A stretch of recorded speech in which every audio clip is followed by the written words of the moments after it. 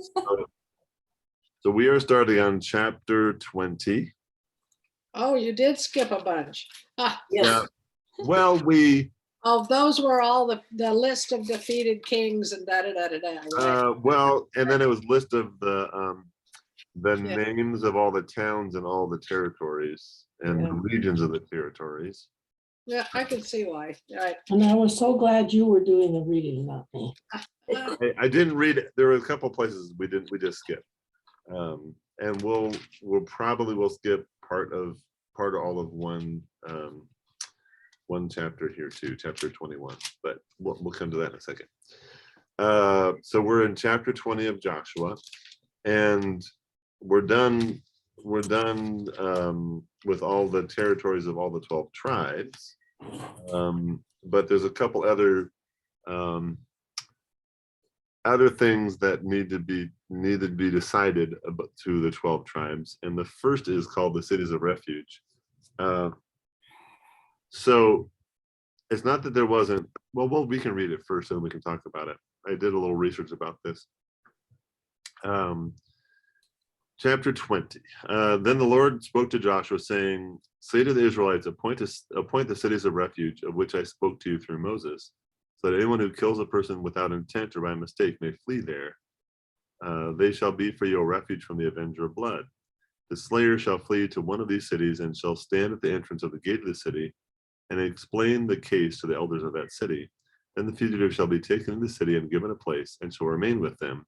And if the avenger of blood is in pursuit, they shall not give up the slayer, because a neighbor was killed by mistake, there having been no enmity between them before.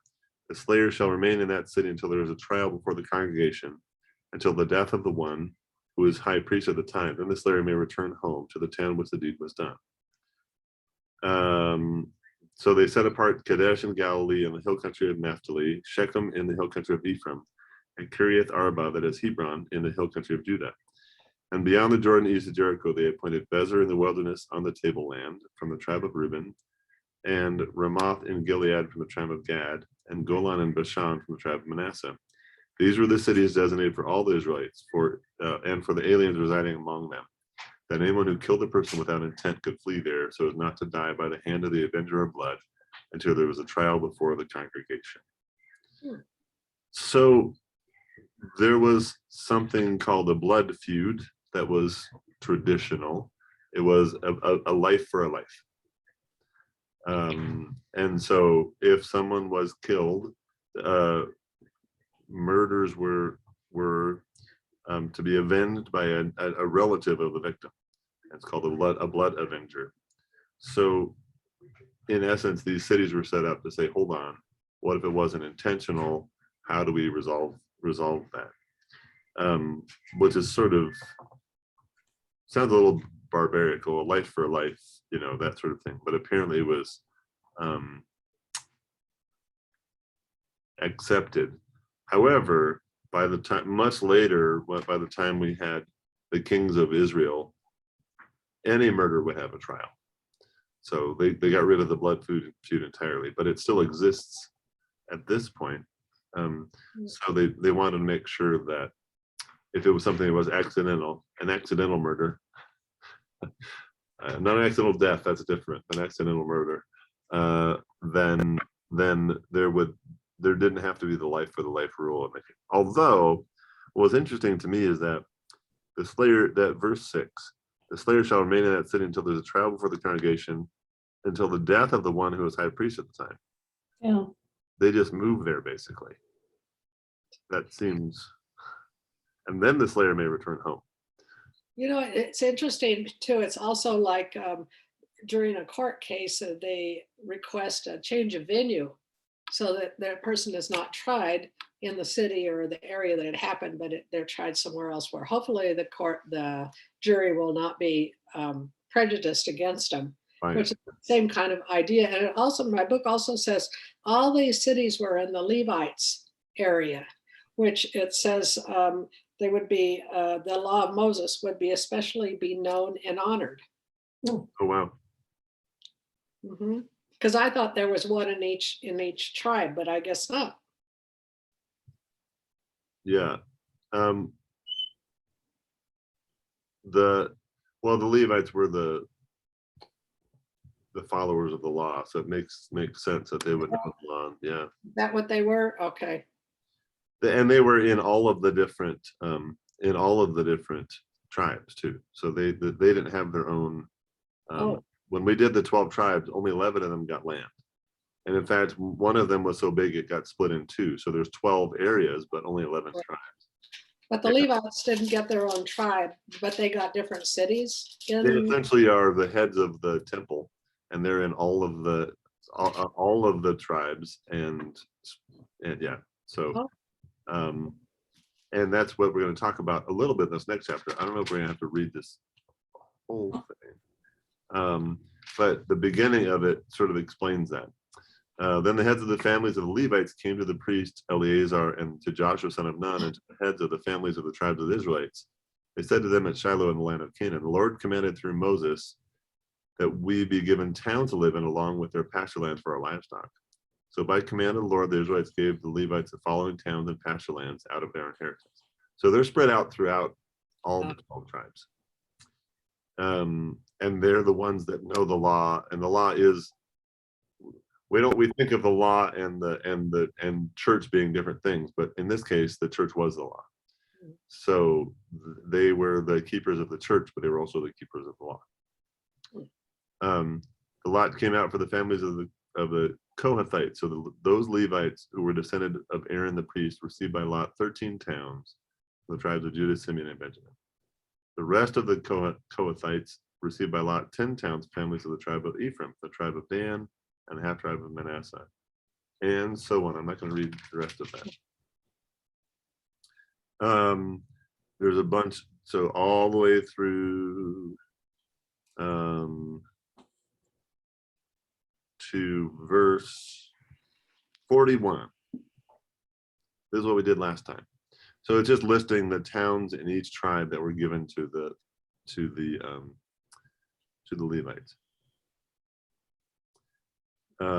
Verse 41, the towns of the Levites within the holdings of the Israelites were all in 48 towns with their pasture lands. Each of these towns had its pasture lands around it, so it was with all these towns. Thus the Lord gave to Israel and all the land that he swore to their ancestors that he would give them. And having taken possession of it, they settled there.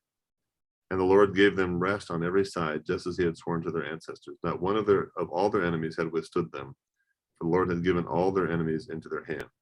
Now one of all the good promises that the Lord had made to the house of Israel had failed. All came to pass. What's interesting about that thing, which I don't know if Judy remembers from last week, was there was a couple spots in when we talked about the territories that it said they were unable to conquer this tribe or that tribe.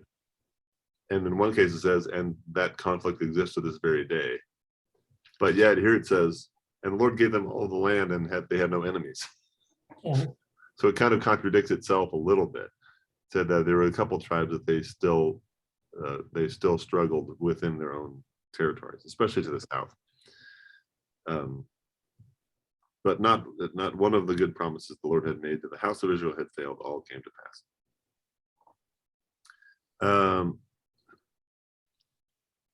So we will read. It's there's sort of a bit of a couple stories yet in the end part of this, and I think we'll read it all. But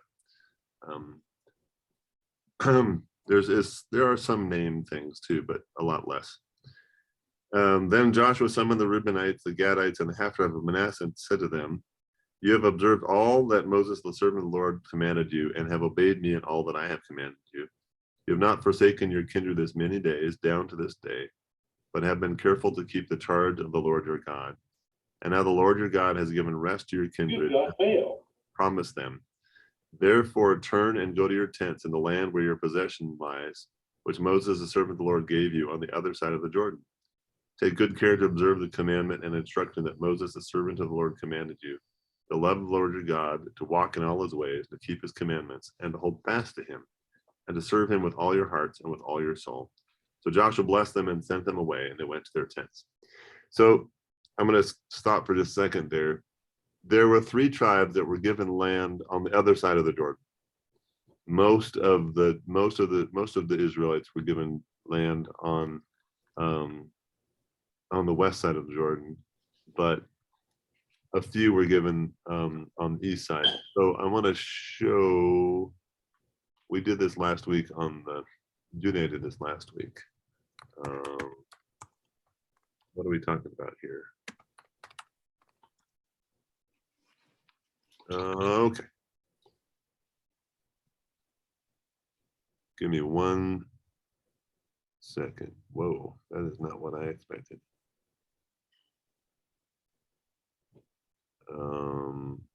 Images, here we go. Okay.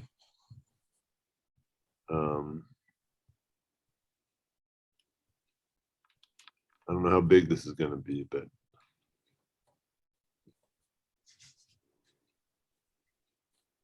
okay, here we go. Sorry for the delay there.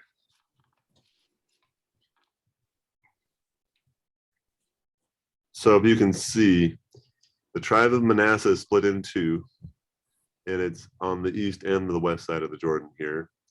And then Gad and Reuben are also on the east side of the Jordan.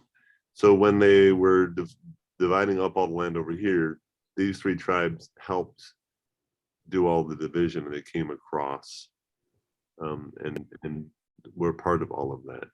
I'm trying to remember which one. There was one that was split out. 1, 2, 3, 4, 5, Manasseh, isn't it?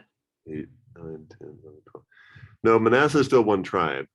Oh, But there are 12 here, but Levi is not one of them. I think Ephraim was part of Manasseh, if I recall. And so Ephraim is not its own tribe, maybe, or I think that's what it was. I don't remember. Anyway, there are 12 territories here, but Levi is not one of them. So one of them split into two, essentially. Just because they were the biggest tribe. And I think it was Manasseh that was the biggest tribe. Or it could have been Judah, maybe. Anyway, that's the story. So what we just read is the representatives from these three tribes came across the Jordan to help separate all the land with the other tribes, and then they returned home. The half tribe of Manasseh and those of Gad and Reuben. That's what we just read. I'll have that map handy if we need it in a little bit, which we probably will. Verse 7, now to the one half of the tribe of Manasseh, Moses had given a possession in Bashan, but to the other half, Joshua had given a possession beside their fellow Israelites in the land west of the Jordan. And when Joshua sent them away to their tents and blessed them, he said to them, go back to your tents with much wealth and with very much livestock, with silver, gold, bronze, and iron, and with a great quantity of clothing, divide the spoil of your enemies with your kindred. So the Reubenites and the Gadites and the half tribe of Manasseh returned home, parting from the Israelites at Shiloh, which is in the land of Canaan, to go to the land of Gilead, their own land, of which they had taken possession by command of the Lord through Moses. So that's the other thing, is those three tribes were given land by Moses, but the rest had to figure it out through Joshua.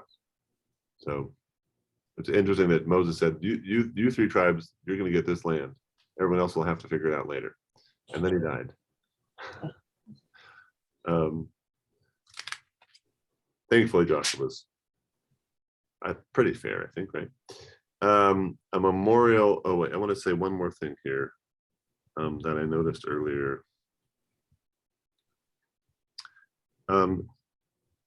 It's interesting. So my Bible says that there's no reference to the cities of refuge and Levitical cities here, and so it feels like maybe these chapters were added later, or the cities of refuge were added later, which isn't a problem. That happened. That the mentioned these towns before, and then all of a sudden they go back and these towns are not mentioned. So I also find it interesting that Joshua sort of says goodbye. It's like this little river. I mean, it's not that little river, but this little river, we're never going to see you again. And they still intermingle, but for some reason the Jordan was this massive dividing line that remember he said just now, divide the spoils that you have for your enemies, and you three take care of your own business over there, and we on this side of the river will take care of our business over here. The Jordan's not that huge. Like, there was still commerce between it, but it's almost like we don't expect to see you again, which is, I think, kind of interesting. It's yeah. Okay. When they came to the region near the Jordan that lies in the land of Canaan, the Reubenites and the Gadites and the half tribe of Manasseh built there an altar by the Jordan, an altar of great size. The Israelites heard that the Reubenites and the Gadites and the half tribe of Manasseh had built an altar at the frontier of the land of Canaan, in the region near the Jordan, on the side that belongs to the Israelites. And when the people of Israel heard of it, the whole assembly of the Israelites gathered at Shiloh to make war against them. So they built an altar, but not on their own land, essentially. So before they crossed the Jordan, they built an altar to signify that this was the land of Canaan, because the other side of the Jordan is not the land of Canaan. So they said, as if now you're entering into the land of the Israelites. So they made an altar there to be the frontier of the land of Canaan. And I presume they were going to continue over the Jordan, but people didn't like them building an altar on their land. They're of the same tribe. Mhm. These are still the tribe of Manasseh, and they're mad that the tribe from across the river built an altar on their side of the river. Doesn't make any sense at all. It doesn't. Well, most of the things we do today between countries doesn't make any sense. It was like a gift. I read that as a gift. We're giving you that. We're building you this altar to signify that you are in the land of Canaan. Yeah. But anyway, then the Israelites sent the priest Phinehas, son of Eleazar, to the Reubenites and the Gadites and the half tribe of Manasseh in the land of Gilead, and with him 10 chiefs, one from each of the tribal families of Israel, every one of them the head of a family among the clans of Israel. They came to the Reubenites, the Gadites, and the half tribe of Manasseh in the land of Gilead. Oh, here's the other thing: 10 tribes. That means one of the chiefs of the tribe of Manasseh, west of the Jordan, meaning the same tribe. They're the same tribe still, right? There are 10 tribes on the other side of the Jordan and 2 complete tribes on the other. But one of them was the tribe of Manasseh, which is just, I don't know, it's all mind-boggling to me. It came to the Reubenites, the Gadites, and the half tribe of Manasseh in the land of Gilead, and they said to them, "Thus says the whole congregation of the Lord, what is this treachery that you have committed against the God of Israel and turning away today from following the Lord, by building yourselves an altar today in rebellion against the Lord? Have we not had enough of the sin at Peor, from which even yet we have not cleansed ourselves, and for which a plague came upon the congregation of the Lord, that you must turn away today from following the Lord? If you rebel against the Lord today, he will be angry with the whole congregation of Israel tomorrow. But now, if your land is unclean, cross over into the Lord's land, where the Lord's tabernacle now stands, and take for yourself a possession among us. Only do not rebel against the Lord or rebel against us by building yourselves an altar, other than the altar of the Lord our God. Did not Achan, son of Zerah, break faith in the matter of the devoted things, and wrath fell upon all the congregation of Israel, and he did not perish alone for his iniquity." There's this interesting, there's a couple thoughts about this. One is that there's this, whatever you do is going to come down on all of us, which is an interesting, that if you break the rules, then God's going to punish all of us. But the other thing that my Bible says, which is very interesting, is it might be that we're trying to figure out why they built the altar in the first place. There was earlier in the chapter, it actually kind of said, what if it is just a notification that this side belongs to the Israelites, as in it's almost like an altar saying you have entered the land of the Israelites, and these Israelites that are going across the river are not really in the promised land. They're sort of they're on the edge of the promised land. But the other way people think it might be that they think that any land the other side of the territory is unclean. So meaning it might be that the tribe on the east thinks the tribe on the west land is unclean, or the tribe on the west thinks the tribe on the east land is unclean. And so they're having this altar as a barrier to whatever uncleanliness could come over either side. If that's the case, then it's, it's sort of an act of aggression. Like, well, our land is better than your land, essentially, which is interesting, right? They just can't seem to get along. They just divide out the land. And now they're saying either that the land is unclean on one side or the other, or that now you're in the land of the Israelites and you weren't before, even though Israelites run that territory. It's kind of weird. Like, they get even more caught up in borders than we do today in some ways.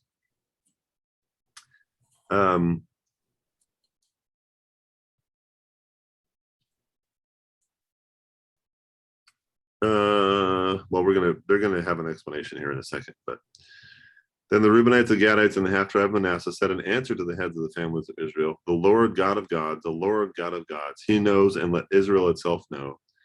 If it was in rebellion or in breach of faith toward the Lord, do not spare us today for building an altar to turn away from the following the Lord, or if we did so to offer burnt offerings or grain offerings or offerings of well-being on it, may the Lord himself take vengeance. No, we did it from fear that in time to come, your children might say to our children, what have you to do with the Lord, the God of Israel? For the Lord has made the Jordan a boundary between us and you. You Reubenites and Gadites, you have no portion of the Lord. So your children might make our children cease to worship the Lord. Therefore we said, let us now build an altar, not for burnt offering, nor for sacrifice, but to be a witness between us and you, and to between the generations after us, that we do perform the service of the Lord in his presence with our burnt offerings and sacrifices and offerings of well-being. So your children may never say to our children in time to come, you have no portion in the Lord. And we thought, if this should be said to us or to our descendants in time to come, we should say, look at this copy of the altar of the Lord, which our ancestors made, not for burnt offerings nor for sacrifice, but to be a witness between us and you. Far be it from us that we should rebel against the Lord and turn away this day from following the Lord by building an altar for burnt offering, grain offering, or sacrifice, other than the altar of the Lord our God that stands before his tabernacle. So they're basically saying, no. We want to make sure everyone knows that we are still part of the 12 tribes. But we know that it's interesting that 2 of the 12 tribes, 2.5 of the 12 tribes, don't essentially live in the promised land. To me, I find that interesting. That the promised land was clearly defined by God and by Moses being on the other side of the Jordan. And yet 2.5 tribes live on the wrong side of the tracks.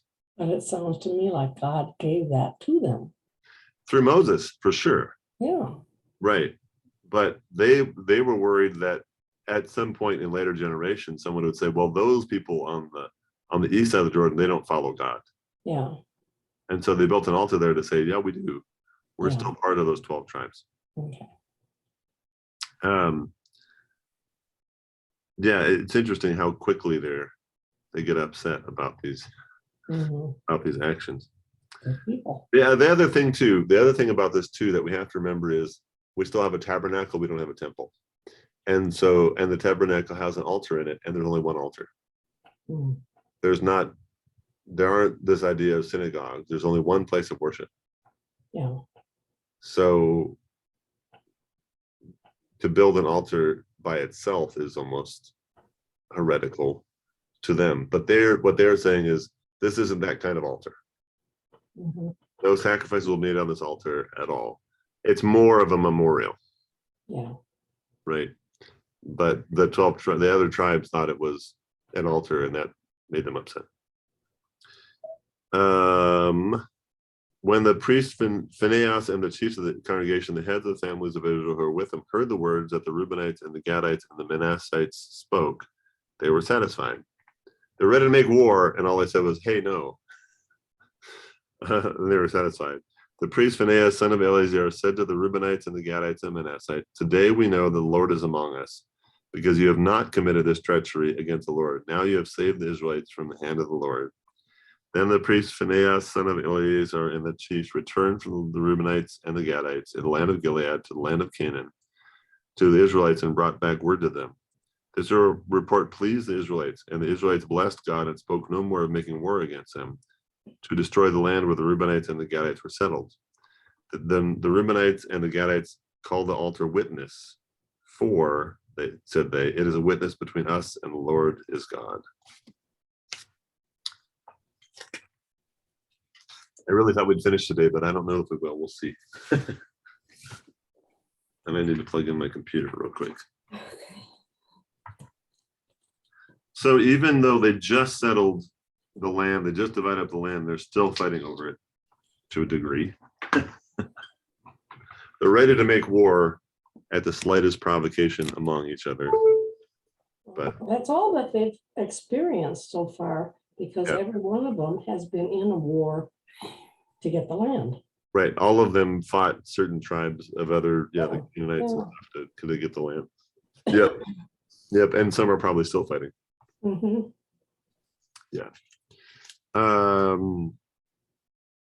And the interesting thing to me, this is a side note, but the interesting thing to me is, as we read the history, you will see that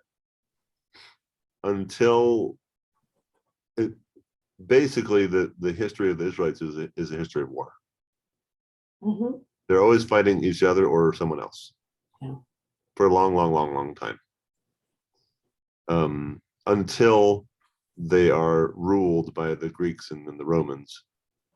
They're always fighting somebody. Mhm. I mean, we still do that today, right? But a long time afterward, when the Lord had given rest to Israel from all their enemies all around, and Joshua was old and well advanced in years, we have jumped forward in the timeline. Joshua summoned all Israel, their elders and heads, their judges and officers, and said to them, I am now old and well advanced in years, and you have seen all that the Lord your God has done to all these nations for your sake. For it is the Lord your God who has fought for you. I have allotted to you as an inheritance for your tribes those nations that remain, along with all the nations that I have already cut off, from the Jordan to the Great Sea in the west. The Lord your God will push them back before you, and you drive them out of your sight, and you shall possess their land as the Lord your God promised you. Therefore be very steadfast to observe and do all that is written in the book of the law of Moses, turning aside from it neither to the right nor to the left, so you may not be mixed with these nations left here among you, or make mention of the names of their gods, or swear by them, or serve them, or bow yourselves down to them. But hold fast to the Lord your God as you have done to this day.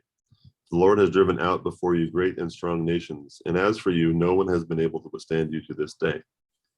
One of you puts to flight 1,000, since it is the Lord your God who fights for you, as he promised you. Be very careful, therefore, to love the Lord your God. For if you turn back and join the survivors of these nations left here among you, and you intermarry with them, so that you marry their women and they yours, know assuredly the Lord your God will not continue to drive out these nations before you, but they will be a snare and a trap for you, a scourge on your sides, and thorns in your eyes, until you perish from this good land that the Lord your God has given you. And now I'm about to go the way of all the earth, and you know in your hearts and souls, all of you, that not one thing has failed of the good things that the Lord your God promised concerning you. All have come to pass for you, not one of them has failed. But just as all the good things that the Lord your God promised concerning you have been fulfilled for you, so the Lord will bring upon you all the bad things until he has destroyed you from this good land that the Lord your God has given you. If you transgress the covenant of the Lord your God, which he enjoined on you, and go and serve other gods and bow down to them, then the anger of the Lord will be kindled against you, and you shall perish quickly from the good land that he has given to you. All that to say, don't intermarry with the tribes that were here before, and don't worship their gods. Which is kind of what ended up happening.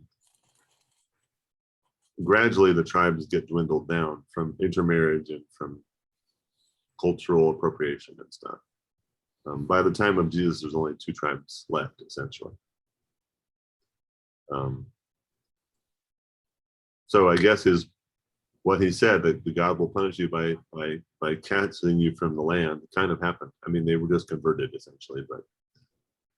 But one of the stories, I bring this up a lot when we talk about the history. It's in the Gospels, of course, and I can't tell you exactly where, but when Jesus talks to the woman at the well, and I've always read that as, well, she's a Samaritan woman, she's an outsider, but she asked him a question. She says, we believe that our ancestor Jacob taught us to, this is our ancestor Jacob's well, and taught us to worship in the mountains. You believe that you have to worship in the temple. Well, Jacob is the ancestor of the Israelites too, of Jesus too. So wait a second, how could he be ancestor of both? Because this is one of the lost tribes of Israel, one of the tribes that went away many, many generations before Jesus. And the way they worship is now, after probably several hundred years, very different from the way that Jesus worships in the temple. So it's interesting to sort of see how the Samaritans became outsiders, but probably they were culturally Jewish some time before. Yeah. We think of the Samaritans as the bad guys of the Bible because they're part of the reason the Samaritans are mentioned so much is the land of Samaria is between the two remaining tribes of Israel.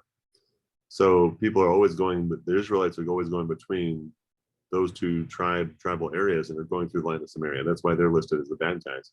But they were at one point, essentially, that tribe of Manasseh was the bulk of that area between the two areas, the two tribes. So it's interesting to see what happened culturally to those other tribes between conquered by outside nations and intermarriage and other things. The tribal structure sort of fell apart. We are. I also think it's sort of the very beginning of that thing. A long time afterward, everyone had a lot of rest, and Joshua got old. Yeah.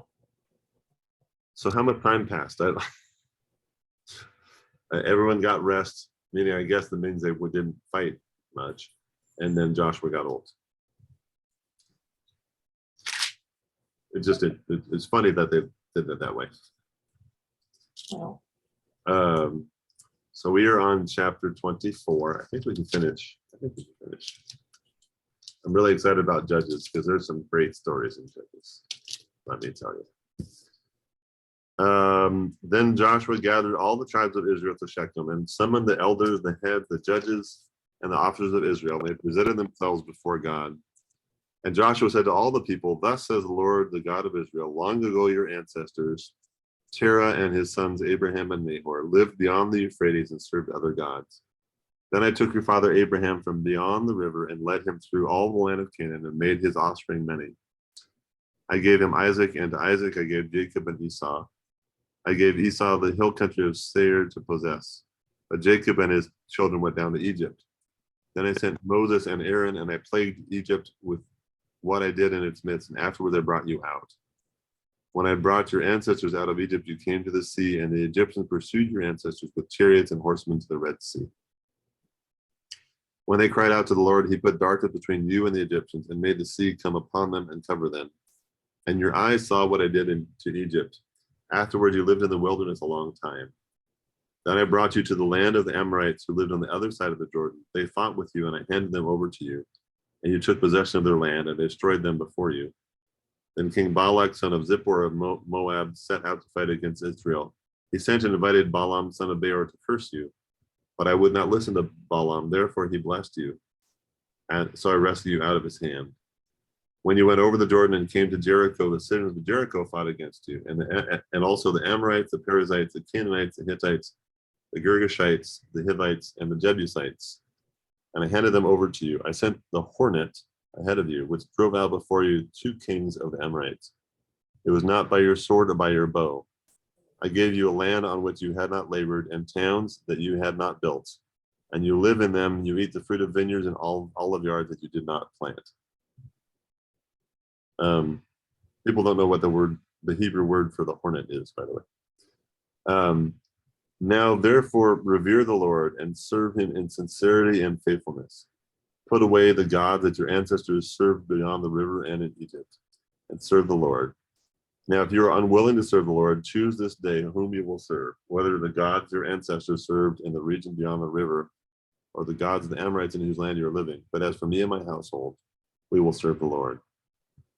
Then the people answered, far be it from us that we should forsake the Lord to serve other gods. For it is the Lord our God who brought us and our ancestors up from the land of Egypt, out of the house of slavery, and who did those great signs in our sight. He protected us along all the way that we went, and among all the people through whom we passed. And the Lord drove out before us all the peoples, the Amorites who lived in the land. Therefore we also will serve the Lord, for he is our God. But Joshua said to the people, you cannot serve the Lord, for he is a holy God. He is a jealous God. He will not forgive your transgressions or your sins. If you forsake the Lord and serve foreign gods, then he will turn and do you harm and consume you after having done you good. And the people said to Joshua, no, we will serve the Lord. And Joshua said to the people, you are witnesses against yourselves that you have chosen the Lord to serve him. And they said, we are witnesses. He said, then put away the foreign gods that are among you and incline your hearts to the Lord, the God of Israel. The people said to Joshua, the Lord our God we will serve, and him we will obey. So Joshua made a covenant with the peoples that day and made statutes and ordinances for them at Shechem. Joshua wrote these words in the book of the law of God, and he took a large stone and set it up there under the oak in the sanctuary of the Lord. Joshua said to all the people, see, this stone shall be a witness against us. For it has heard all the words of the Lord that he spoke to us. Therefore it shall be a witness against you, if you'll deal falsely with your God.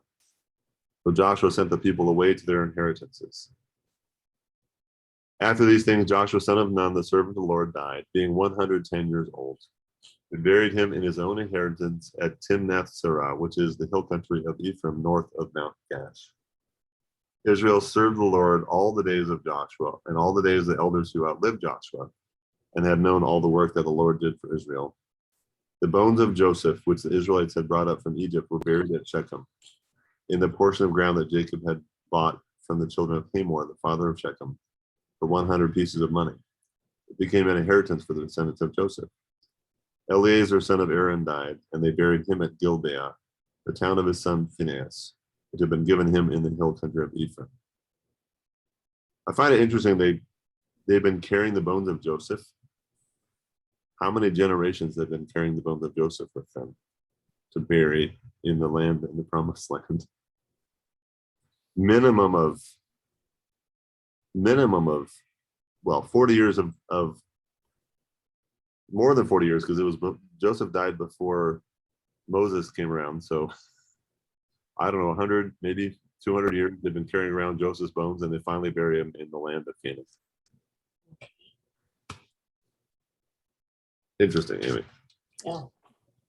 So despite all the lists of names, city names and stuff, I think of Joshua as Joshua is the prelude, right? Joshua is setting the stage for the area of the 12 tribes of Israel, and from here on out, we're going to hear a lot of stories. Judges is full of stories. We're going to hear about Samson. We're going to hear about several other stories that you'll remember some of them, and there's good stories. The story of Deborah, if you remember the story of Deborah, it's a pretty good story. Is all in here. So we've had the stage set, and now we're going to hear the stories of the people in the land. So yeah, Judges is probably, when we think of the stories that are not in the Torah, like the Torah stories are Abraham and Genesis and Noah and things like that, and the Exodus, right? When we think about stories from the Bible that are Old Testament stories, I would say a bulk of them are in Joshua. In Judges, rather. There's a few other, we have the story of Ruth, but we know that's an entire book on itself. There's a lot of interesting stories in Joshua and in Judges and in Samuel too. So that'll be kind of fun. What are your thoughts about, like we skipped over a lot last week, but we skipped over some this week too. What are your thoughts about all of the place names mainly that are listed? Like what do you think the purpose is of them? Historically, it is, if we were studying just historically, but we're not studying historically, we're studying religiously or worshipfully. Right, exactly. That's what I was going to say, that we have to read the Bible like it's multiple different genres. Yeah, And that's hard because we normally have, if we pick a, I don't have any fiction books on it. We have a fiction book. It's a specific genre, right? It's a murder mystery, or it's Yeah. a fantasy, or it's a whatever. I think sometimes we do the Bible injustice when we read it one way. yeah, Uh, the Bible was meant to be at least a minimum of 4 different things, and really more than that. It was meant to be law, right? Here's the laws that you have to follow. It was meant to be history, and it was meant to be prophecy, and it was meant to be, I don't want to use the word gospel, but it was meant to be moral compass, which is different from prophecy. So moral compass is up the Gospels, the letters of Paul, and each of these can be broken down because the Gospels and letters of Paul are clearly different genres, but basically those 4 things. So this is history, and it's also, this is their legal documents. If you wanted to know, well, if someone had broken law, you looked at the scripture. If you want to know where the property was of 2 different tribes, you looked at scripture. It was a legal document in that sense, right? Oh. So it was used for multiple different things by the people, right? And story, right? Story about their history was there too. So I think sometimes we want to read scripture as, well, what does it say for me? And much of what we read this week and last week doesn't say much for us, and that's okay, right?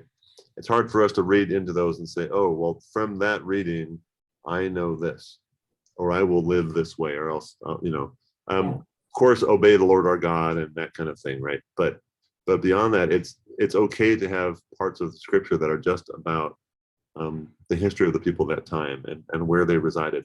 I think there's stuff we can still learn, but it's not the same as scripture that we hear on Sunday morning that we gain a moral, compass for. well, we learn that God is with us. Right. And one valuable thing about Joshua and how they demanded all that land up, it also gives us perspective on all of the turmoil that's in the Middle East now, and the fight between the Palestinians and the Jewish nation. Yeah, for sure. Yeah. So and also, I think a fifth one that we should always remember is that the Bible is also a book of worship when you look at all of the 150 Psalms we have in there. For sure. Yeah, I mean, really, there's more. I was trying not to say genres. There's 4 types of things you find in the scripture, but they're divided into even multiple types of genres, right? There's probably 8 or 9 different genres, but there's sort of four kind of groups, because we're never going to list parts of Deuteronomy that are laws and have that as something that we have in worship, because it's just a list of don't do this and don't do that. And it doesn't even really pertain to us today much. We're not going to live these parts of Joshua and say, well, this is the territory of the tribe of Gad, and go, well, how does that pertain to me today? I think people overinterpret scripture as, well, it pertains to us today, 100%. Everything does. And I think it's okay if some of it doesn't. Some of it is a different kind of genre, right? Mm-hmm. Well, thank you all for being here today.